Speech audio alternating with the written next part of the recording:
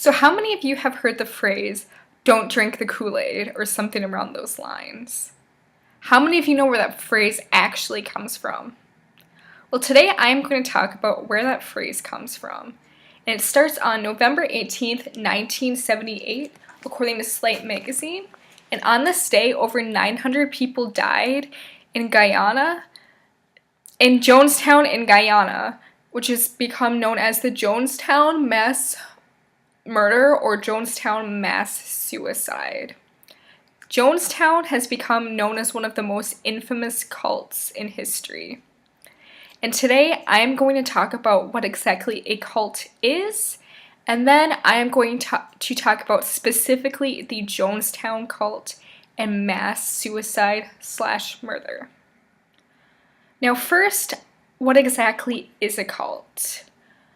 According to the Merriam-Webster dictionary definition, a cult is a small religious group that is not part of a larger and more accepted religion and that has beliefs that many people regard as extreme or dangerous.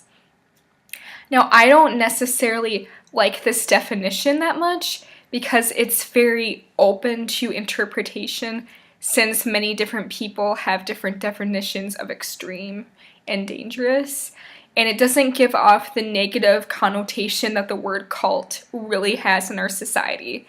So I'm going to talk about some specific characteristics that lots of cults have, and many of these characteristics are associated with the Jonestown cult as well. So according to CSJ.org is where I got this list of characteristics. People that belong to cults are often very overzealous towards their leaders and think that their leaders don't have any flaws. Any original thought or different kind of thinking is strongly discouraged and is often punished.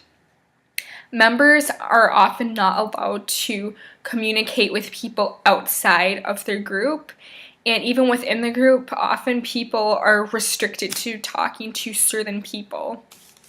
They have a very strong us versus them mentality, so anyone that is outside of this group is often thought of as evil, or sometimes they'll be pinned as the devil or something similar.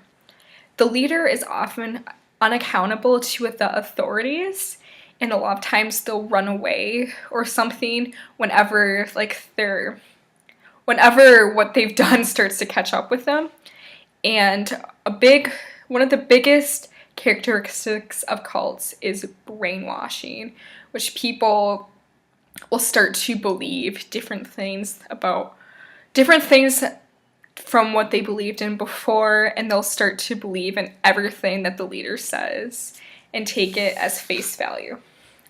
So now I am going to talk about the Jonestown cult specifically.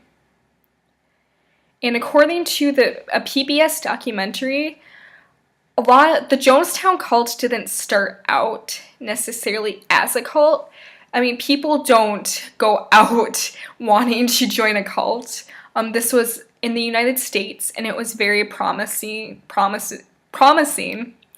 And Jim Jones was the man who started this organization, and he was very against racism and against bigotry, and he just pretty much preached that everyone was equal. So this was really popular with a lot of minorities because this was a time when it was very difficult to be a minority, so this was very positive for them. However, according to the National Review, after a sexual abuse scandal was going to be revealed, the day before that this was going to be published in a magazine, Jim Jones fled to Guyana with a lot of the people in the organization. He took them with him to Guyana, Africa. So this goes back to one of the points that I was talking about before, where these leaders don't have accountability with the authorities. Since he saw that he was going to get in trouble, he fled so he wouldn't have to be accountable. And then, in the PBS documentary again, While they were in Guyana, a lot of people who, like, their family members were in this cult, they were very worried about what was going on because they couldn't get in contact with their family members that were in Africa, and they wrote to their senators.